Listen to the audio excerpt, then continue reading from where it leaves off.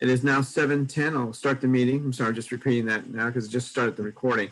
Welcome, everybody. Thank you for coming to our monthly POPs meeting, July 1st, 2021. And I just want to, just do maybe a quick intro for everybody. So I'll just call people out on the screen. So I'm Albert Chow, president of POPs and owner of Great Wall Hardware in Chatterville. Margaret? I'm not sure what that was. I'm Margaret Graff. My group is Senior Power, and we've been meeting at the Sunset Mercantile, 37th Avenue in Ortega in a tent, and it's working and it's very successful. And our next meeting is July 8th from 9 to 1, anytime. It's a drop in, drop by kind of thing. Thank you. Okay, and Patrick Wolf. Hi, Patrick Wolf. My wife and I have lived in the Sunset for a lucky 13 years.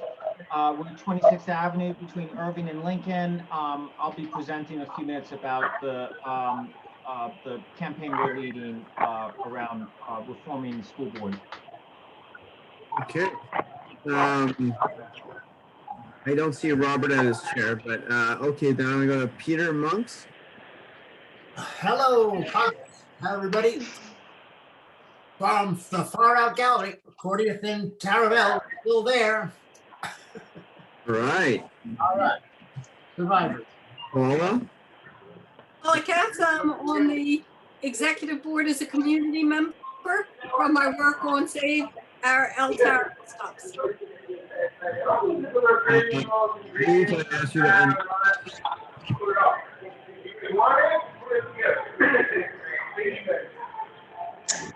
Hi, I think I'm being called. So Lee Lovett, I'm a legislative aide to Supervisor Gordon Mark. So I'm presenting tonight at the Sunset Chinese Cultural District. Thanks for having me. Always. Okay, and Les? I'm Les Ong. I'm the treasurer of POPs and also an internet marketing consultant. And then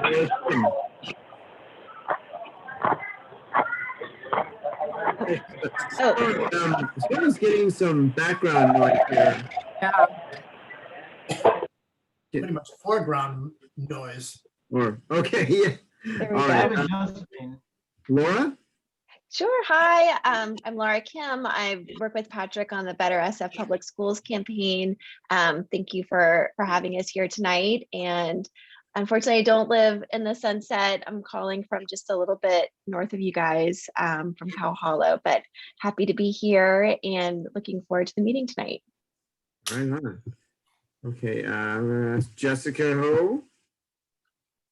Jessica, are you there? Yep, good evening, everyone.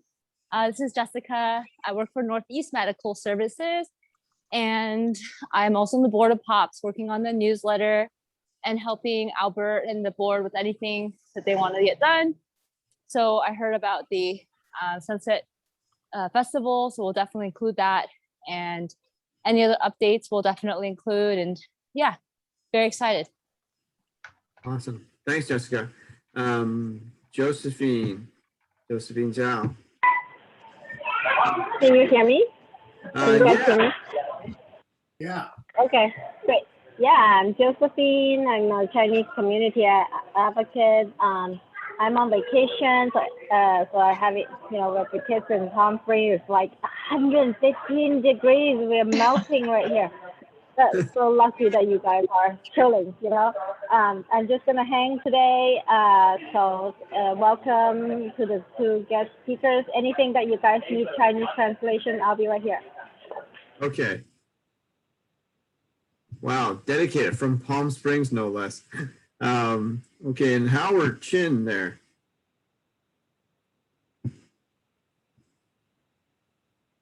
Hi, everyone. I'm Howard. I run a girls basketball program, basically in the Sunset. So I moved here from New York City in 2016, and yep, and I'm happy to be here and be of service. I'm bummed that we're not able to have movies this October. Same here. Okay, and I'll go to Wesley. Hello, folks. It's Wes. I am the executive director for People of Parkside Sunset, and I will be also attending the University of Washington this fall. So I'm getting ready to help in your next search, but I'm also hoping to end strong. Okay, great, Wesley, thank you. And Eileen. Okay. Eileen Bogan. I'm the president of Sunset Parkside Education and Action Committee, usually known as SPEAK. And the whole of District 4 is within our boundaries. So, and we've been around since 1969. So, and we're still going strong. Thank you. All right, thanks, Eileen. Okay, all right. Now we've done our roll call. I would like to let Laura and Patrick take the agenda for our first item for presentation tonight. Thank you. Can I share screen? Is that all right? Sure. Yeah, let me get you the co-host here. Okay. Okay. You are co-host. All right, let me try one more time. Boom. Okay. All right. I'm going to put my screen up. So thank you all very much for inviting us to present. I'm presenting on behalf of Campaign for Better San Francisco Public Schools.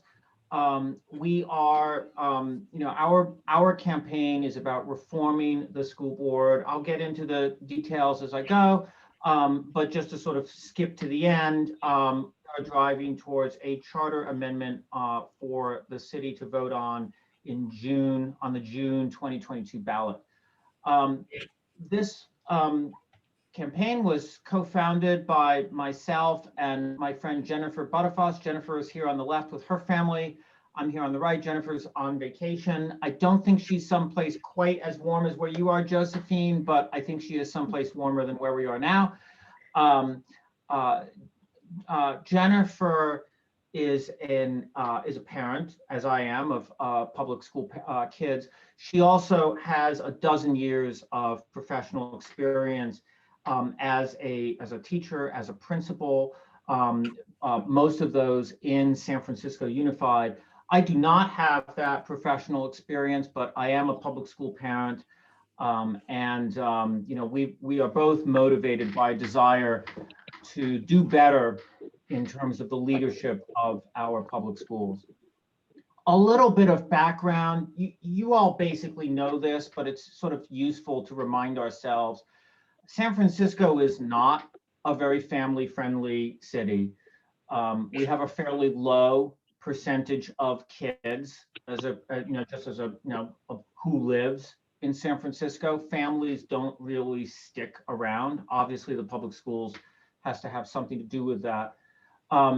In addition, when you look at the percent of kids that go to independent schools, this is labeled private, but that's a little bit of a misnomer, right? It depends. It includes all independent schools, parochial schools, for example. San Francisco has a very high percentage of kids that go to independent schools compared to California as a whole, as you see here on the right, and also compared to almost any other major city. So we have a public school system that just has not been attracting the residents, the families of San Francisco. And certainly we think we should be able to do better than that.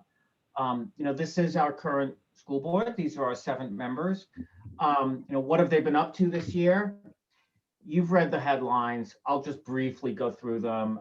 There was the whole renaming. I mean, debacle is really the only word I can use to describe it. And I will tell you, actually, the way that I personally got so deeply involved in this issue is I actually wrote the report on school renaming. So, all those details you've read in all the news reports, they are basically, those details, because I sat for weeks and I watched the school names advisory committee and I documented everything and ended up writing the report that got, sort of picked up and spread throughout the news. And it was as bad as you think it was worse. It was anti-intellectual. It was hyper partisan.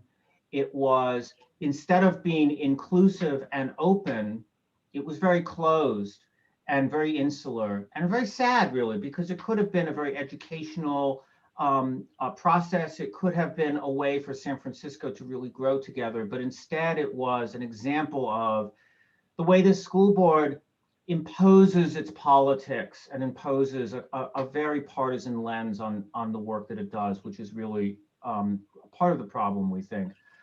You know, I don't want to go too much into Allison Collins. You've read all about her. It's not just her actions. It's not just the words that she said. It's her reaction to that. It's the fact that she's suing the district and her fellow school board members. I mean, this is not what the school board should be doing. What the school board should have been doing is focusing on reopening the schools, because there's been tremendous damage done to kids all around the city. We've had the lowest COVID levels of really of any major city across the country, and yet we've had the last schools to reopen. And I can speak very personally to this. My son finished 9th grade. My daughter finished 7th grade. Both of our kids really had a hard time. There was learning loss, to be sure, but there was also really serious emotional effects. And we know that we're the lucky ones because we have the resources to help our kids and offset some of that. But you know, there's just been a lot of harm done to kids around the city, and of course this has been a very difficult time. But you know, in a crisis, you're supposed to rise to the occasion, and it seems, unfortunately, this school board sank to the occasion and spent time in just petty politics, divisive behavior, not focusing on what was needed for families and kids. But what I've been describing to you so far is just this year. If it were just about this year, we could say, all right, we're going to get past this year, and really what we need to do is just sort of focus on sort of electing a better school board. But you know what? There are long-term problems that we have to acknowledge here. We have a significant achievement gap. San Francisco is one of the worst performing districts in California when it comes to our Black and Hispanic Latinx kids in terms of the quality of their education. It's not for lack of funding. And I want to be very clear about something. We should fund public schools at whatever level is necessary for them to thrive. And I do not think California funds its public schools generously enough. But when you compare San Francisco to other public school districts in California, you are comparing apples to apples, and San Francisco funds its public schools quite generously compared to other school districts, and yet we have very poor academic outcomes. So we can't blame money. Clearly, there's a performance problem in the schools that is long-standing, not just this year. Furthermore, in spite of the fact that we have generous funding, we have serious fiscal issues. Already before the end of this fiscal year, we were projected to have significant fiscal deficits going forward. And because of the enrollment drop that we know is coming, we don't yet know the full magnitude of it, but we already know enrollments are down. We don't know what total attendance is going to be, but it's going to be bad. The school district has lost the confidence of parents and kids. Funding is based on enrollment. It's based on average daily attendance, I should say. So what is already a bad fiscal problem will be getting worse. And remember that we actually do fund the public schools compared to other districts at a pretty reasonable level. So clearly there is mismanagement of resources. Clearly this is a long-standing issue. And so when we put all these things together, what we see, Jennifer and I and all the people working with us, is a failure of governance. There is a structural problem with the way that we put together our school board and the way that we structure their roles. And what we want is to reform the governance of our school board to have a qualified, competent, accountable Board of Education so that we have better public schools. San Francisco is a great city. We should have great public schools. We can do much better than how we're doing.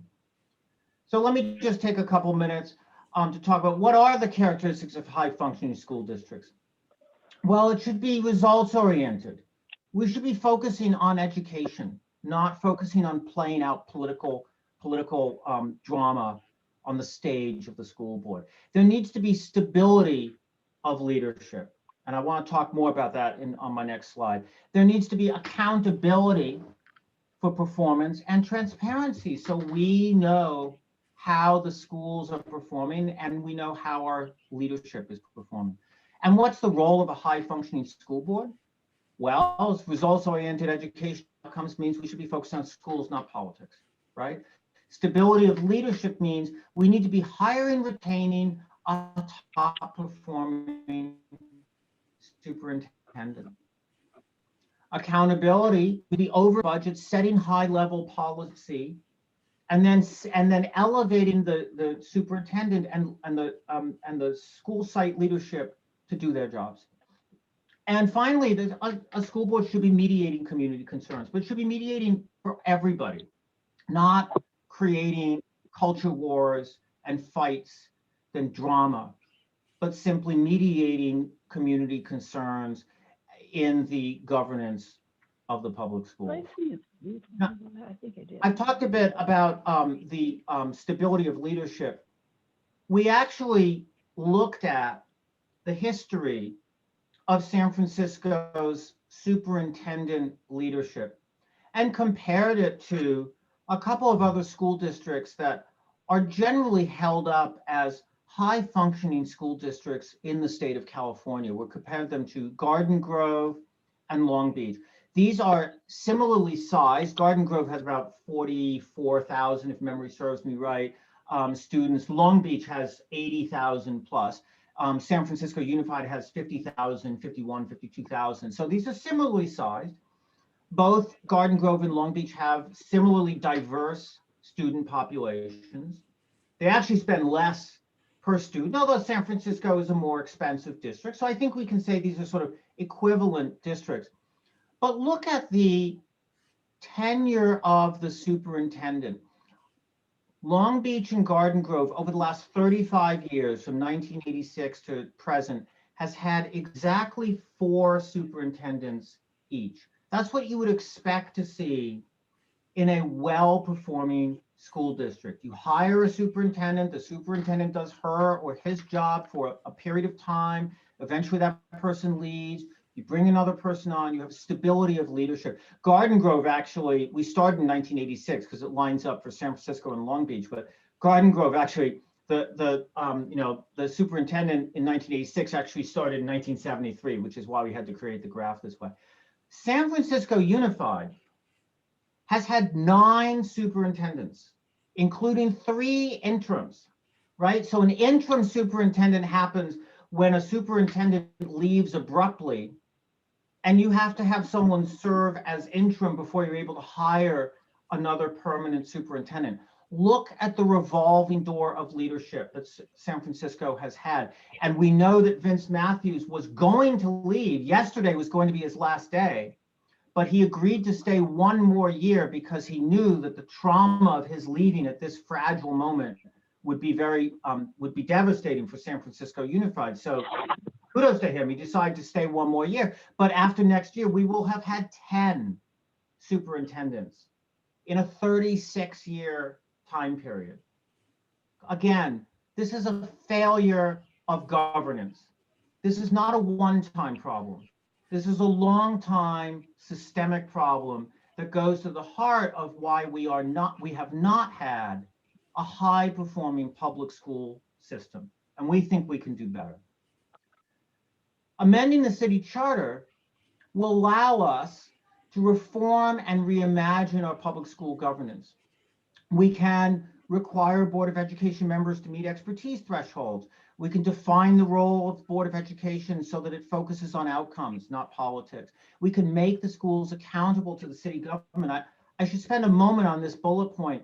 One thing that's worth keeping in mind is right now the way the governance of the public schools work in San Francisco, the public schools really have its own separate government. It's completely divorced from the city of San Francisco. Appointing a school board will allow us to put oversight on the Board of Education, which will allow us to hold them more accountable and set these transparency and other and training requirements. And finally, we think that there's an interesting opportunity here to integrate city and school services for the benefit of children. You know, right now, a lot of, it's over 50% of kids in San Francisco Unified are free or reduced lunch. This is a large population receiving services from the city of San Francisco, but the city of San Francisco and the public schools don't talk to each other, not in any official capacity anyway. They don't share data. There's no sense of, there's no integration of services. And we think there's an opportunity in reforming the governance to also provide better services. So we're providing better equity through the services we're providing to needy kids. So the details will be worked out over the next several months. And I'll talk to you in a moment about the timeline of what a city charter amendment to the city charter would entail for a June 2022 ballot. But in terms of the principles, again, you know, a selection process that really tries to pick members of the Board of Education based on their qualifications, regular public reporting to City Hall so that we have transparency into how the schools are being run, governance training so that the members of the Board of Education actually focus on what matters and don't have 10-hour meetings that go on and on and on, where very little gets done, but much time is taken up. And finally, of course, we have to make sure that we ensure broad community representation. This is absolutely necessary. We are an inclusive city. Everybody's voice needs to be heard in the process that not only selects, but also provides feedback to the Board of Education. Briefly, before I finish, in terms of timeline and just a little bit of history for your context, in terms of timeline, in order for a charter amendment, the precise language will need to be written by probably the middle of September. So we're talking in 2.5 months. And the reason for that is, you know, that language will need to go to the city attorney who needs to, you know, bless it and say, yes, this will fit within the city charter. Then signature gathering will begin in early October. You have 120 days for that. It takes a period of time for the elections, the board, the Department of Elections to review and make sure you've got all the signatures and so forth. And then you have a campaign. You know, we have the great debate that we need to have, the conversation as to whether we want to make this reform, this change. And then, you know, it's placed on the ballot in June 2022. We have the campaign and there's an election to decide the matter in June 2022. The last thing I will say before I finish, and again, thank you for inviting us. You know, it's worth keeping in mind the history of how we choose the Board of Education. We appointed the Board of Education for over 70 years, from 1900 to 1971. And if anyone wants to talk to me afterwards offline, there's a fascinating history as to how that process was worked out and various changes that were made. But we had a system. The system actually was where the mayor appointed all 7 people. We're not suggesting that's necessarily the way to go here, but that was the system in the past. And those 7 appointees were then confirmed in a citywide election. That was the process. Mayor appointed, citywide election to confirm. That process was changed in 1971. And the reason it was changed is because people were fighting against the integration of our public schools. It was a reactionary movement to make the board elected in an effort to get a board that people thought would resist school integration. That is the history as to why we elect our school board. Now, I'm not saying that electing a school board today is racist. That's not what I'm saying. But what I do say is that there's a problematic origin to the reason why we elect our Board of Education. And it should not surprise us that our current system is not serving us well, because it was not designed to serve us well. It was not designed to provide the best governance for our public schools. It was literally designed to resist busing and school integration. We think we have an opportunity now in our current crisis, where we're so unhappy with the current governance of our Board of Education. We think we have an opportunity to get it right and really make positive change. And that's what our campaign is about. So thank you so much for inviting us to present. Really appreciate the opportunity, and I'll stop the share screen, the share screen now. All right. Wow, that was a lot.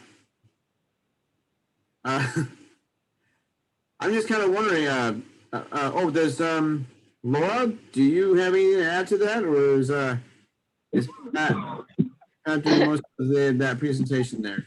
Oh, thank you. Patrick really covered everything surrounding our campaign and the presentation, but thank you. And now we'd like to open it up for Q&A if time allows. And I can also share in the chat, if you'd like to sign up for our newsletter. We send out a newsletter about every 2 weeks, talking about where we are in the campaign, different studies we do surrounding SFUSD and public education, looking at different school districts, which I think is really interesting. And I do want to say that when we are looking at this, and this is obviously a big change for San Francisco, we are looking deep and hard at other cities, but we don't want to model exactly what another city has done. We would like to make it so that it works for San Francisco and that it really serves our students and our families. And our ultimate goal is to have an excellent school system, that families in San Francisco stay in San Francisco. Their children, when they grow up, they have children, they stay in San Francisco, and their children stay in San Francisco and go to our public schools. And, we have beautiful parks, we have amazing teachers. We just want to make our school system just as great as they can be. And the only thing I'll add to that is, in addition to the excellence component, which I 100% agree with, equity is about much more than talk. Equity is about results. We can do much better. And I do want to be mindful. I'd love to take questions, but I'm looking at your agenda. I know we only had 20 minutes. So, we don't want to take any more time than is allotted to us. We're very grateful for the time. So if anybody, we're happy to answer any question, have any discussion now, but if people want to talk to us offline, love to have that conversation offline if that's more appropriate. I have a really quick question, and other people can also ask questions. Patrick or Laura, just curious, when I knew nothing about the school board and its history there, but you said up to 1971, it was appointed by the mayor. What were the retention rates of the superintendents back then? And what was our placing nationally as a school system, as a school district back then? How was our ranking before we were into elected officials? It's a very good question, and I don't have a very good answer for you. And you're actually spurring me. I'm going to do this research to see. I mean, it's hard to do that kind of research going back that far in time, but I'll take a look because it's an excellent question.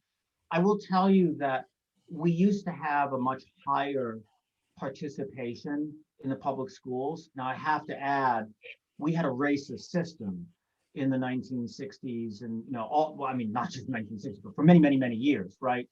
The desegregation of public schools was, well, let me put it this way. The segregation of public schools was a cancer. That cancer had to be removed. The operation to remove that cancer was traumatic, no matter where you look in the United States. It was particularly traumatic in San Francisco. And there was a very significant white flight that happened. And the participation rate in San Francisco public schools went down significantly in the 1970s. And it's impossible. I mean, you simply cannot underestimate the significance of that in terms of the effect on the public schools, socially in all sorts of different ways.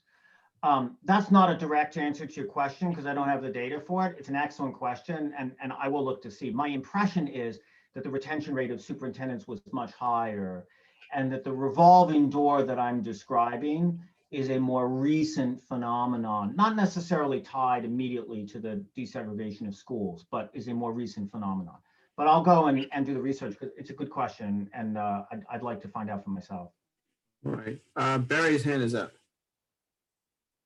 So did I hear you say that this would be, they would be appointed by the mayor? Not necessarily the mayor. Not necessarily the mayor. The details of how that process would work needs to be fleshed out. There are a lot of ways to do it, but some. Because I don't. The problem with that I have with the recall currently is that if the recall is successful, the mayor will get to appoint 3 candidates. And I disagree with the mayor on a number of political issues. I don't keep up on the school board issues. But I'm just not willing to give this mayor more appointing power. It's a very fair point. And again, like, let's talk about the details when the details are finalized. Well, that's a pretty important detail, dude. Absolutely, no question about it. I will tell you that when you look at different ways that this works, oftentimes the appointment power is split between the city council, which we obviously call the Board of Supervisors, and the mayor. Sometimes there is a nominating committee, which in San Francisco, because we like commissions, we would probably call a nominating commission, where the commission would come up with nominees. And then however that appointment process works, whether it's the mayor, the Board of Supervisors, some combination, they would choose from that nominating commission. And then finally, as I did say, in San Francisco, we had this very interesting process where the electorate actually confirmed nominees, the appointees. None of this is, I mean, you may just not like this idea, start from the start, which I totally respect. I'm just saying there are a number of different ways it could be structured. The details need to be worked out. Okay. Any other questions out there? All right, Patrick, Laura, I want to say that was super, super informative. And I having a kid that's going to be entering the school system in a year or two, it makes me concerned, a little bit angry and nervous. So anyway, thank you for all that info. And please, keep us informed with you. And I look forward to signing up to your newsletter. Thank you. Great. Thank you so much. Thank you so much for having us. Really appreciate it. And Paula, I look forward to talking to you about those season tickets. All right. Take care. Thank you so much. Bye-bye. All right. Thank you very much. Okay, moving to our next agenda on the meeting today. Lee, would you all ready to go here for the Sunset Chinese Cultural District? Yeah, absolutely. I also have a slide presentation, so whenever you're ready, we can launch that. And thanks so much for having me. As I mentioned, I'm here from Supervisor Marr's office, talking about a new initiative that really is a partnership and a collective idea that's turning into something really concrete. So let's see, I'm still looking for the screen share. You are co-hosting. Oh, okay. For some reason, it's not enabling me to do that. Let me see again. Hold on. Okay. Okay, here we go. Yeah? Okay. Great. Okay. There we go. Great. Perfect. Okay, if you can all see the screen. Let me just go into slide mode here. So I'm here to talk about the Sunset Chinese Cultural District.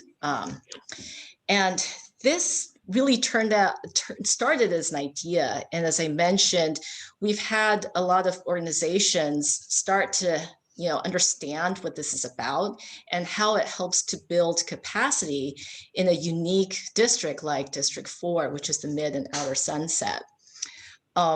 So as you can see, Supervisor Mar has been working with a couple of organizations, including Self-Help for the Elderly, which really covers a large span of the Bay Area, May School, which is based in District 4 and was started in 1974, speaking of schools, to provide bilingual education. And then Asian Inc., which does tremendous work with the Asian community around, financial literacy, housing, and in so many dimensions. So this has been going for a couple of months. And really what it is it's legislation that enables us to look at what we can do in building a district that will provide the resources that people need in order to facilitate what their organizations are already doing. Sorry, let me stop the share for a while, and I can also just kind of continue to talk. But what I'm seeing is that this screen is not advancing when I'm in this mode. So just give me a second here. Okay. Can you all still see the screen? Yes. Okay. Yeah, it's not allowing me to advance. So let me see if I can. Here we go. So just a little background. This is really part of the city of San Francisco's cultural districts. And the priorities here are that the city wants to stabilize populations that are vulnerable and at risk of displacement. Here in the Sunset, we have this rich history that goes back, 150 years. And so we have had many groups, and many different communities that have come, settled, and then grown. We have right now the largest Chinese population in the city. And if you actually look at some of the neighborhoods, which would be like designated Outer Sunset, Outer Parkside, then the Chinese portion of those populations range from like 38% to 43%. And then for the District 4 as a whole, about 55% identify as Asian American. So the challenge, though, is that even when you go to the commercial corridors, Irving, Noriega, and Taraval, you see the strong presence of these ethnic businesses and organizations, but you don't have these cohesive networks. You also don't have the community centers where people can really gather and recreate, but also make things happen that you might see in other districts like the Mission. So ultimately, our goal is to aim toward empowerment and advocacy. And of course, with communities that don't have language access, then you have these different barriers when language and cultural issues are very limited. And I see that in my own experience trying to support my parents when they're needing interpreters and they need the access that may or may not be provided in a certain setting. So these are all things that we want to keep in mind and also build capacity towards. So just to get an idea how this process works, and I'll kind of have more of the details at the end, the cultural districts get established through a formal process in the city of San Francisco. Right now, there are 8. This is really a collaboration of the San Francisco Mayor's Office of Housing and Community Development, also the SF Planning Department. And then in our case, it's the district and also the supervisor who would lead on the legislation to establish a new cultural district. The funding actually comes from Prop E, which has brought money from the hotel taxes into the arts. And actually in this past cycle, not just once, but twice, we've had additional monies allocated by the mayor and the Board of Supervisors since, as you know, the pandemic really caused a huge drop in the hotel taxes. So they've made sure to bolster the funds that go toward the organizations that sustain the cultural districts. So the goals that we have for establishing this Chinese cultural district are to build this capacity, and also to kind of recognize the rich history amidst all of the other rich histories and demographic of who lives, thrives, works in the Sunset. And so our goals are to, as I mentioned, to celebrate and to strengthen the cultural identity, and also the historic role of the Chinese residents and businesses and organizations. And kind of connected to these two departments I mentioned, we have a goal to preserve and protect these assets, and that includes our small businesses. We want to foster leadership and resiliency, and oftentimes, the barriers that are experienced by residents who have limited language capacity can also be the case for small businesses. So when we were doing outreach to our businesses, as pandemic funding was rolling out from the state and locally and from the feds, I was talking to some small business owners. In one case where, they had just moved here from China 6 months ago. And so they didn't have access. They didn't speak much English. And I literally picked up the phone at one point to help support, the owner of that particular business when she received a call. And so you can see that there's so much that we can do toward building that capacity for our residents, our institutions, and our businesses. And then I think most importantly, we want to see this as a partnership and something that is recognized by the city and the community.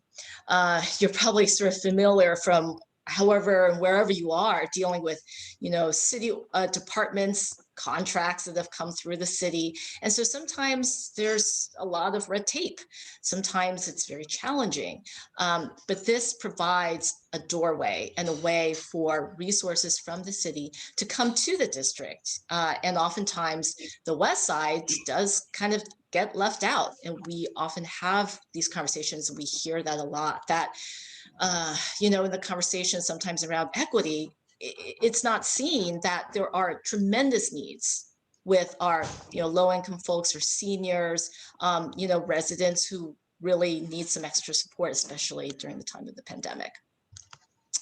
So as part of this process in the past 5 or 6 months, we've been engaging with community groups to really meet and try to carve out what exactly is this cultural district? Well, we have decided that the boundaries are actually that of District 4, so west of 19th Avenue and the north of Sloat, bounded by, of course, the ocean and Golden Gate Park. We have done some research initially, and thanks to Professor Russell Jung from San Francisco State, 2 graduate students helped to conduct interviews with 36 families, Chinese American families in the community. And so from that, you can kind of get a snapshot, right? It's a small, sort of sample, but the issues of greatest concern are gentrification, you see on the far left, also just having access to more, resources, programming around the Chinese community, events, and and of course, in this era when we've seen so much AAPI hate, safety, public safety, and also a feeling of, belongingness in the community has been tremendously important. And of course, other ones are youth, childcare, language concerns, supporting our elderly, our seniors. And then businesses is actually, small business especially is a very, very big concern. I'll just kind of mention that there's been a parallel process called Sunset Forward, and that's been a partnership of the SF Planning Department and our office. My colleague Daisy staffs on that, and I think she also came to POP several months back. And that's really looking at the needs of Sunset residents, D4 residents more broadly. Those results aren't specific to the Chinese American community, but that also parallels what we see in a number of these areas here. So, as we try to establish this, there we go. Here are some ideas we have. So this is a boring slide. What we hope to do is to have a planning process as we're establishing this cultural district, and as organizations are talking about what they want to see. Is it, reviving some things that we've had, like the Autumn Moon Festival? a Lunar New Year celebration. I know that Josephine was actively engaged with the Outer Sunset Farmers Market, and that was really a great way to celebrate it here in District 4. There's a lot of talk, so those of you who know Angie Petit Taylor is really interested in this idea of night markets. And I was born in Taiwan, so having been back there, I see how exciting that could be and how supportive that could be of our local ethnic businesses. There's a lot we can do around establishing neighborhood networks, also housing strategies. Let me go back to that slide to really support our intergenerational households. We also are looking at senior housing. We're looking at developing youth leadership. And of course, as part of this cultural district, we want to preserve the history. As you may know, from when former supervisor Katie Tang had been at the Chinese Historical Society of America's exhibit, The Chinese in the Sunset. So we'd actually like to find a permanent home here. So that's just one example. There's separate legacy business legislation. And so that is a strategy that we could try to incorporate, also some local landmarks. And then there's one thing, as I mentioned before, we don't have a facility like a common center where people can come, gather, eat, talk, plan. And I think that, we have our rec centers, but in terms of organizations having that space, that would be really exciting to establish. So those are some kind of ideas as we move forward. And then what's happening in the next couple of months is that we are now in July, kind of a critical period right before the Board of Supervisors goes into their August recess without meetings. And so next week, we have a presentation at the Historic Preservation Commission. So that's kind of part of the process. And SF Planning is working with us, and we'll have some of the organizations also there speaking about this Sunset Chinese Cultural District initiative. And then the legislation then goes to the Rules Committee of the board. So we have a hearing on July 12th. If you are interested, I'd be happy to send you the agenda for that meeting when it comes out the week before. If you have some ideas and you want to share that. So it's not just about why we should support a cultural district, but what you want to see in the Sunset that builds capacity for your work and your organization. Later in July, this legislation moves through the board after it leaves the Rules Committee. So there are 2 votes in the Board of Supervisors, and then it goes to the mayor's desk for 10 days. And then there's a process where it sits for 30 days. So that's the typical legislative process that we're looking at. So after all that, we hope to establish this. I showed you the slide earlier for the request for proposals. So if this is adopted into the city's, administrative, files, then what happens is there is a request for proposals that comes out from the Mayor's Office of Housing and Community Development. And so it's a process where one nonprofit then sort of becomes the lead and the anchor to help support an organization and a director and also like an advisory board. So that could be a role that you all could decide to play in this Sunset Chinese Cultural District. And we debated a lot around how broad this would be both geographically and also demographically.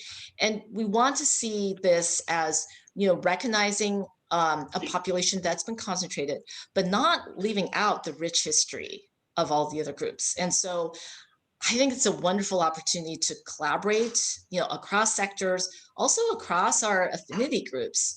And I would welcome folks, from all backgrounds to be part of this, if you are in the Sunset. I know I myself have really gained, a lot of experience and just having worked and then been part of the Mission District events and cultural activities. And then at City College, where I previously worked, we really see this as a broad inclusive process. So the next step in that is that we're going to have a town hall on Saturday, July 10th.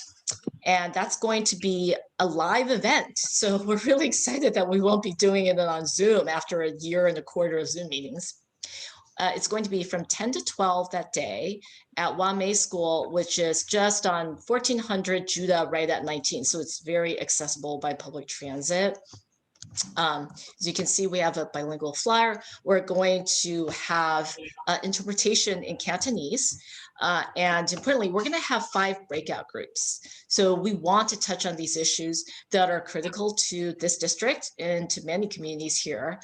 So the breakouts would be small business, neighborhood services, also public safety, since that's such an important issue.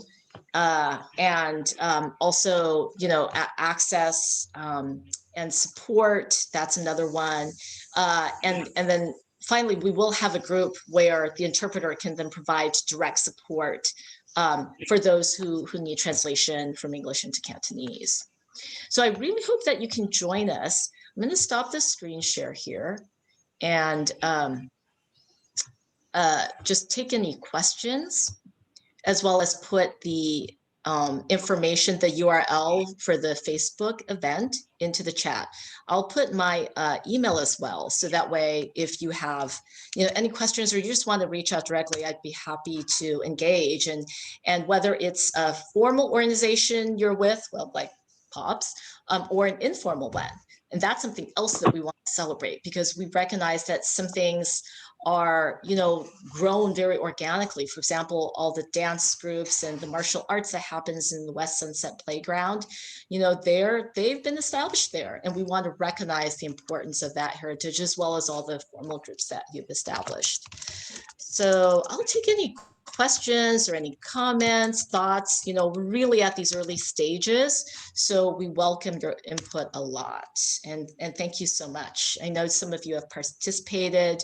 Thank you, Albert, for participating in our meetings, and Jessica as well. Thank you, thank you. If there are any questions, I'll take them.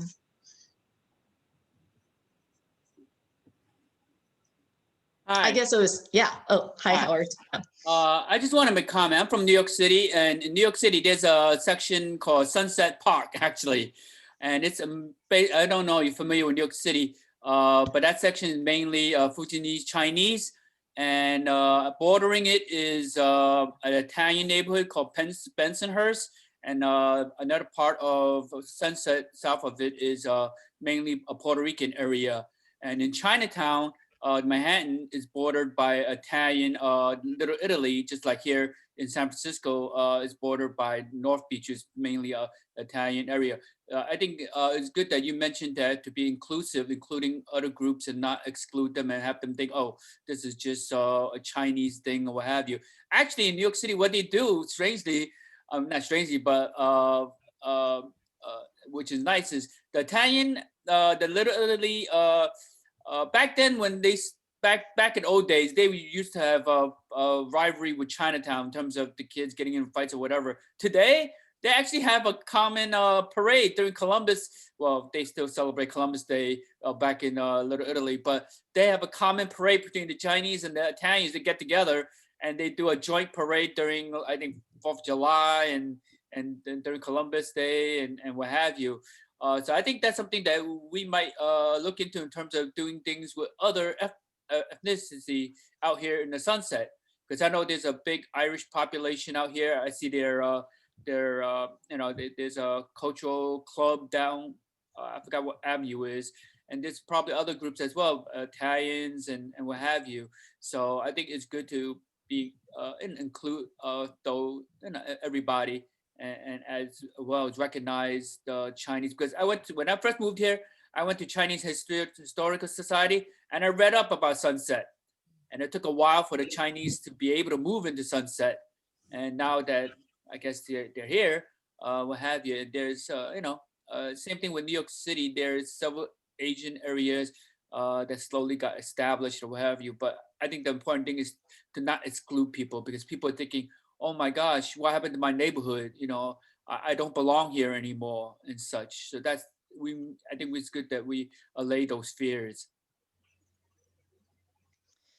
So thank you for those ideas, Howard, and also kind of mentioning that aspect of where the Chinese American community has come, and it's not a monolithic community, just as the Irish community that was here is not monolithic, or any of the other communities that have called the Sunset home.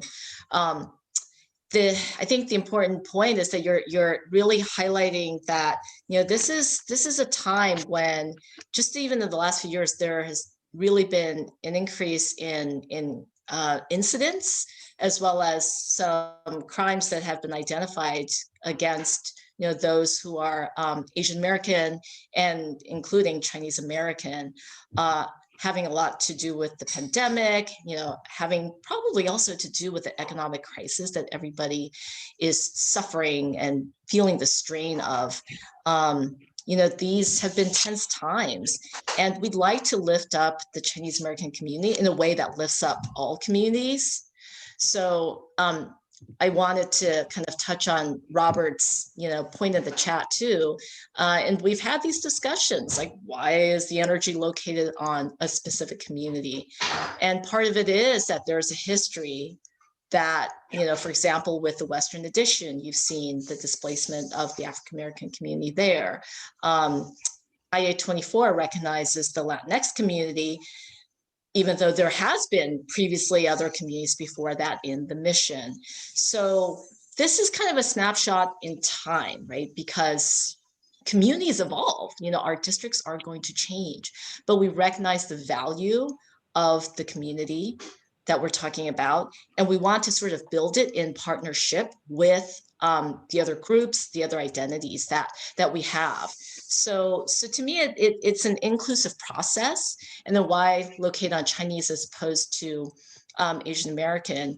Sort of doing the math, we're looking at a district of about 80,000 people who live here, and so about 32,000 roughly identify as Chinese American. And some, of course, of mixed heritage. So according to how the ordinance and the planning department defines this, it's where there's a concentration of people. But the way I think of it is, sometimes you gather attention and resources by saying, like, hey, there's a group of people here, but we can bring in the resources in a more diverse way that is more inclusive. I think ultimately that really is the goal, so we don't start to identify and kind of segment off, but we sort of identify and work together. Does that kind of help to address? Because I hear what you're saying, Robert, and I know that, there's a lot of groups that feel need, and sometimes, as I've seen, from education schools, like we're clamoring for resources here in the Sunset. We don't get included. And the farther west we go, we seem to kind of be in this Wild West. So that is really partly a response from a pragmatic way. So it's not just celebratory. It's not just saying, oh, well, look at the history. It's how do we move forward? I like the fact that Asian Inc. is part of the proposal. And my introduction to San Francisco was working as a Vista volunteer for Asian Inc.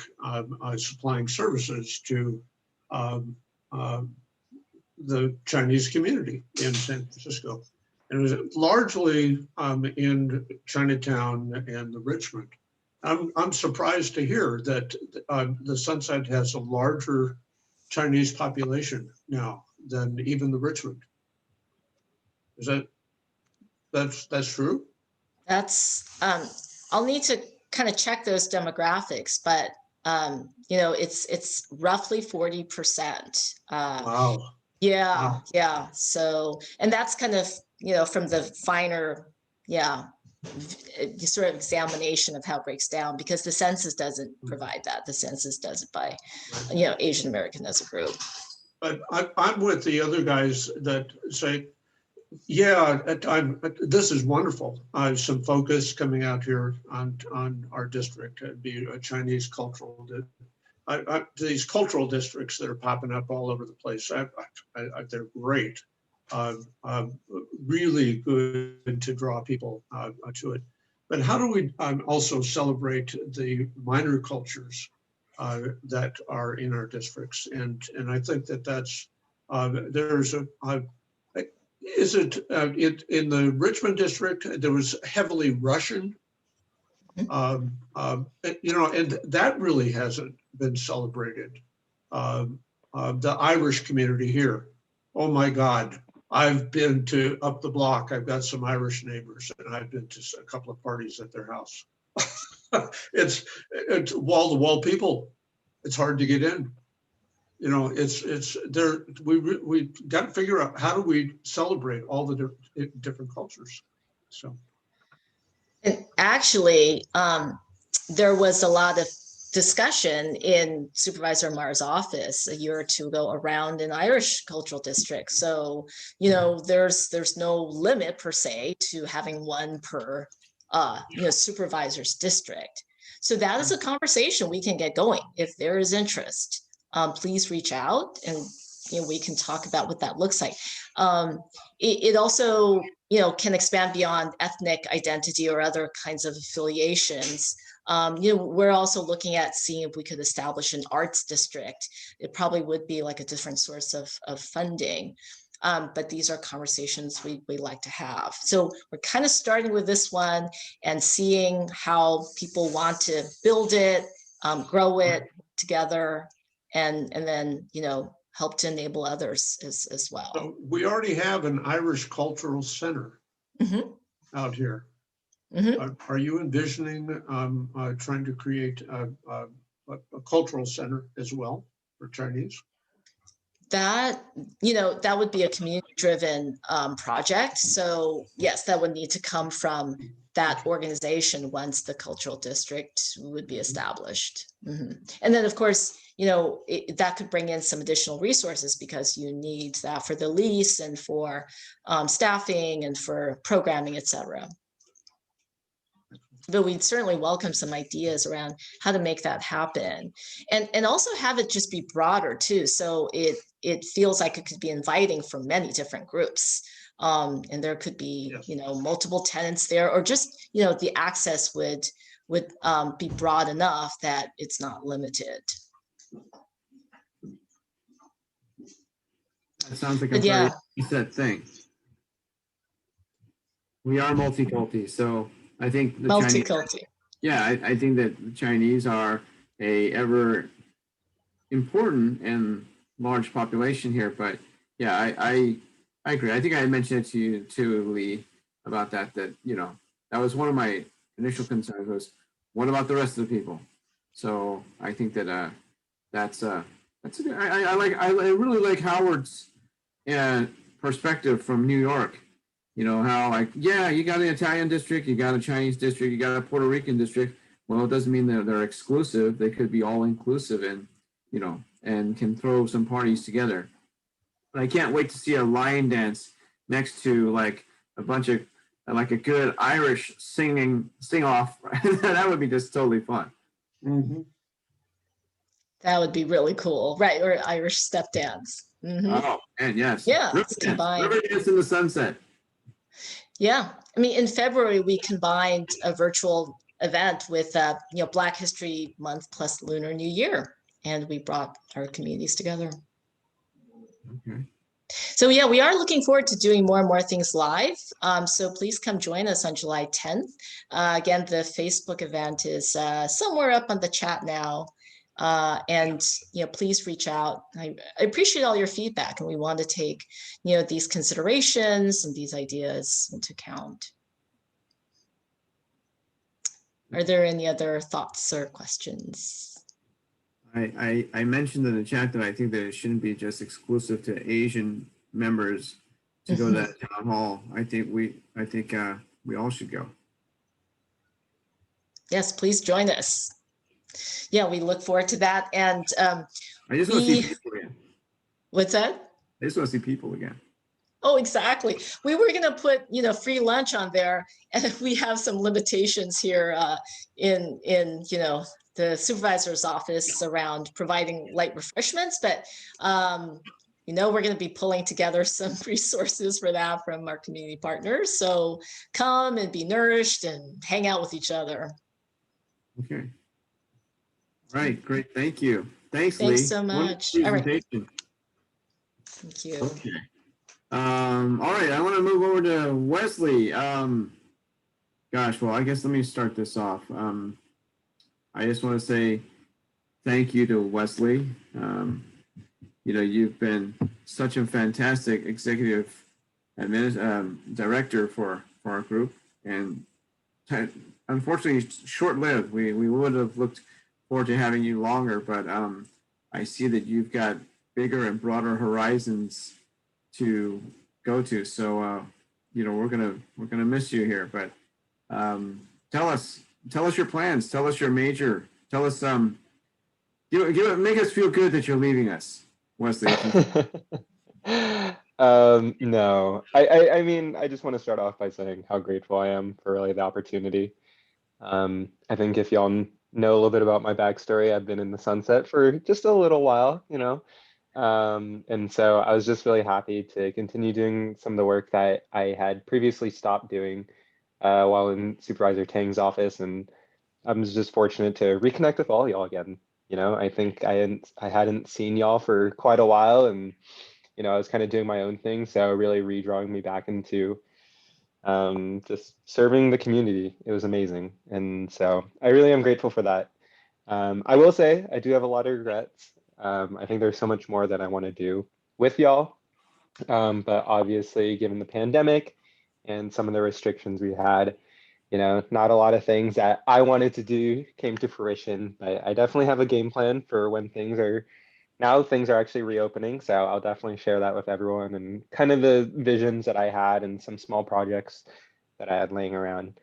But yeah, I'll be headed up to the University of Washington starting sometime August, aiming for mid-August or so. And I'll be majoring in community environment and planning. So it's a little bit of a combination of what I've kind of done here, a little combination of things I've done elsewhere, and it's primarily just the sustainability around our built environments and the folks that inhabit it. So I've really been fortunate to have a pretty good kickstart into that field already. But I think really going to the University of Washington's going to propel me a lot further to accomplish a lot more, and to even hopefully return and back to San Francisco. And I don't know that far ahead, honestly. I've learned to not plan that far ahead, but I'm just excited to get started again. And yeah, I really just can't say thank you enough for all y'all's faith in me just this past year, and since y'all got to know me like maybe 4 years ago or so. So it's definitely been a while, but I'm excited and sad at the same time though. I just want to say that you've accomplished so much already in your youthful life, and if I had had half the wits that you did at your age, I'd probably be Jeff Bezos by now. So I only see good things ahead of you, Wesley. Don't forget us when you're famous. And I think I reached out to some people at the exec board that we're going to throw a little farewell party for you, Wesley. And I asked Wesley where he wanted to eat. I just threw out a couple restaurants, and Wesley said that he always wanted to try the Gold Mirror. I'm just putting it out there that Wesley, I hope it's okay. I don't know if July 22nd, that's a Thursday. Yes, I saw the email, and that works out perfectly for me. I was shocked. I was like looking at it. It's like I obviously haven't eaten at Robert's house as well, but I felt like taking the L home like almost every day for like 4 years. I figure like I should probably at least go into the restaurant that like their sign is the signal that I'm home. So I figured I should at least try them once. I don't think you'll be disappointed. So anyway, awesome. I'm just putting it out there. If anybody can make it for that day, just email me. Let me know. I just want to get a list of people that will be coming. It will be on Pop's funds, so we'll take care of that through that. And what's the date again?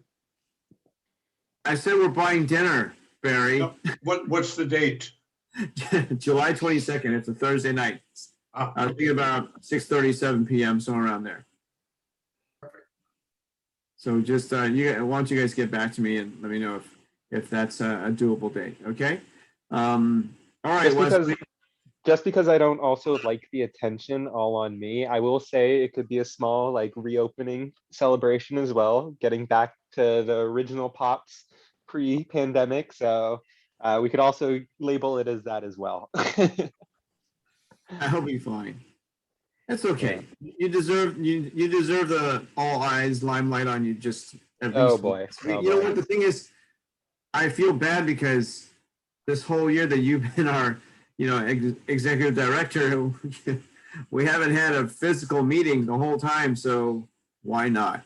All eyes on you. For sure. You deserve it. I do also want to say that I am also in the midst of one of the things that Jessica and I had kind of brought up, especially if our merchant reopening survey, is we didn't get kind of the responses we're looking for. So we are also looking to do a merchant walk before I go. But to be included with that, if there's any other projects that folks want to see or have me get kickstarted on, feel free to just send me an email and I'll check in with that. Okay. There is a street cleaning event I was just informed of on an email. I'll get back to you guys on that. I don't have it with me right now, but yeah, it was previously there was a guy named Vince that wanted to do like these street cleanup events throughout the city, and they were looking to do it for the Sunset. And it escapes me right now. I'm sorry, but yeah, I'll email you guys on what that date and time will be. I think it's a weekend. So I don't know if you want to participate in that, Wesley, but you're more than welcome to join up. Awesome. Any chance I can get outside, I'll love it. All right. Okay. I'm just going to, before we adjourn tonight, I just want to bring up a couple of things. I just want to remind everybody that July 9th, next Friday, SFMTA is throwing a little party to celebrate the completion of segment A of the Terraville project. That will be on Terraville and 46th, between 46th and 47th. They will close that one block. They're bringing in a vintage streetcar, the Harvey Milk streetcar, in to help celebrate. There'll be some VIP speeches, I think, from DPW, SFMTA, and I think PUC are coming in to, like officially open that portion of the street.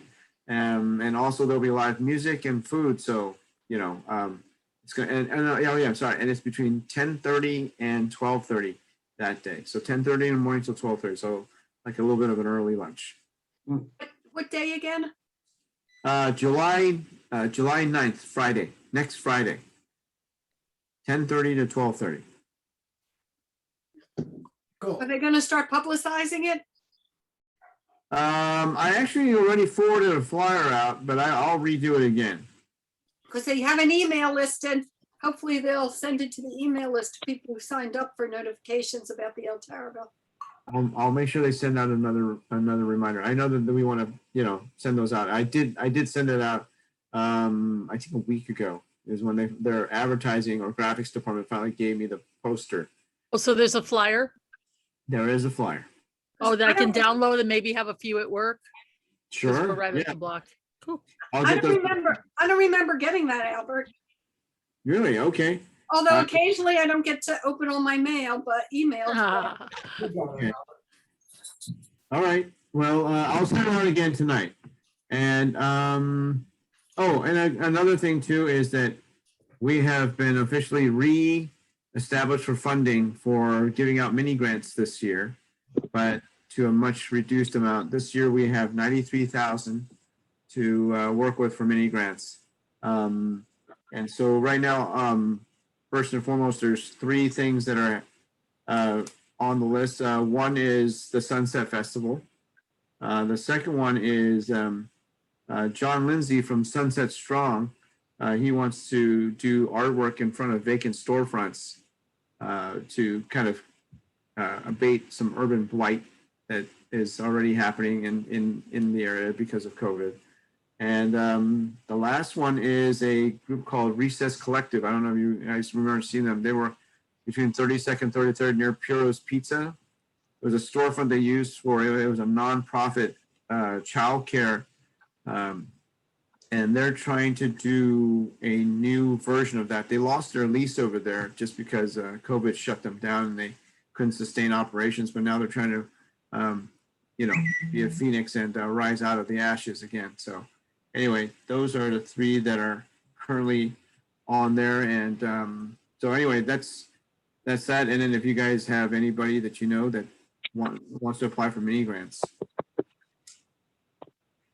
Eileen, did you want to chime in? No, I guess not. Albert, did you want me to chime in? I just heard some rustling on your line, so I thought you were trying to say something. No, I'm just here. Okay. And then also, I have been trying to reach out to the police department to see if we can go back to live meetings again. And so I haven't heard back from them yet, but I'll keep trying to reach out to the officer that's in charge of the community room. If you have live meetings, can some of us participate on Zoom? Or it's one or the other? We're gonna have to kind of work that out. I think I can make that happen. I just need to bring a laptop, that's all. Okay. All right, cool, Really yeah. depends on if they've got Wi-Fi they can share with us there. Yes. Yes. Peter, did you want, I saw you wave there. No? Ready to go. All right, yeah. I think we're all raring to go. Go back. Yeah, go back to normal life again. All right. Well, that's all I've got at the moment for Pop's business. So anyway, remember to get back to me on dinner with Wesley, his farewell thank you dinner, and I'll reach out to you guys if I have any. If you guys have any oppositions, I won't be able to make that. Thanks, Wesley, for your work. Sorry, I can't be there.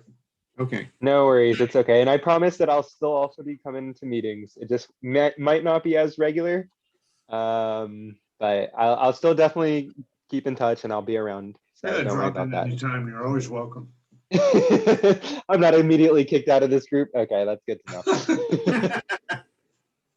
All right, and what I'll do with the three groups that are trying to get mini grants, I'll email the descriptions to the executive board for review. If there's anybody that really opposes them, I don't have any particular opposition to them, but if anybody opposes them, then we'll have that discussion when that happens. Okay. So in the meantime, I think I have nothing left to add, but does anyone else have any announcements? Hey, Albert, you said you. Sorry. Eileen? Okay, you said you're going to repeat about the Sunset Community Festival date of September 25th. Oh, sorry. Thank you. It'll be September 25th. Not sure on the time, but that is it's a Saturday, yeah?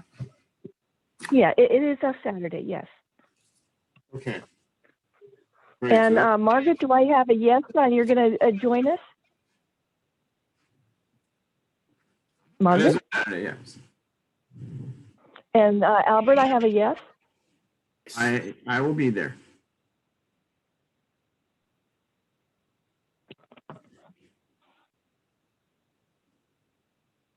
Okay. Grace, did you have something to say? I am so glad construction is done. Yay! Just want to say, woo! That's all I want to say. Okay. And then just for the rest of us that have yet to have construction be done, they are scheduled to start next year. Yeah. So they are opening bids this month, and they will find and award a contractor, and then it takes a few months for them to kind of sync up the contractor with the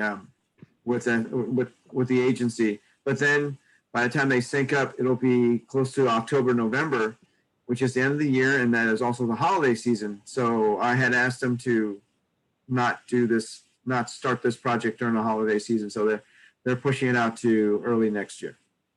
It's going to be about a year then. This segment is about a year. They're going to be working from both ends. They're going to be they're having one crew start at West Portal and they have one crew starting at Sunset Boulevard and then work towards the middle. Should we take bets on whether it lines up? It's not a tunnel, Paula. It's MTA. It'll be on time and on budget. Well, hey, look, so far they were on time, on budget on segment A, and they, so yes. So I know it's still painful. It's really painful. But is the staging area going to be removed? Sorry? Have they or will they soon remove the staging area so people can park there again? They are already removing. I think you'll go if you go down there. A lot of their equipment and materials are already gone. Then I got a question. Grace.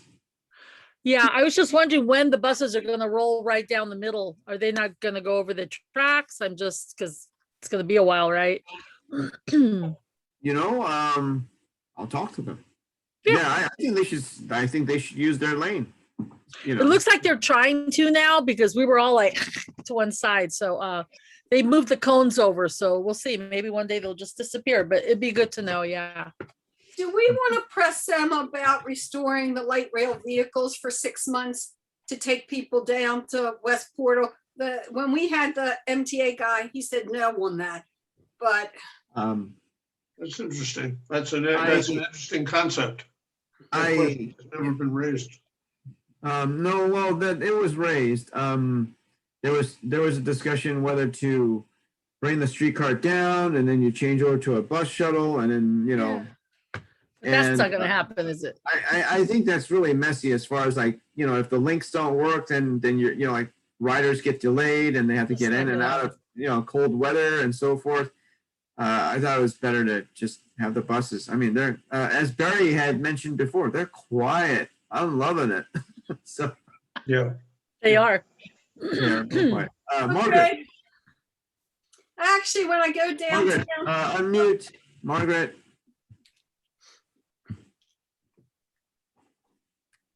She's muted. Oh, there. Oh, no, I'm not. That's why Eileen couldn't hear me. Okay.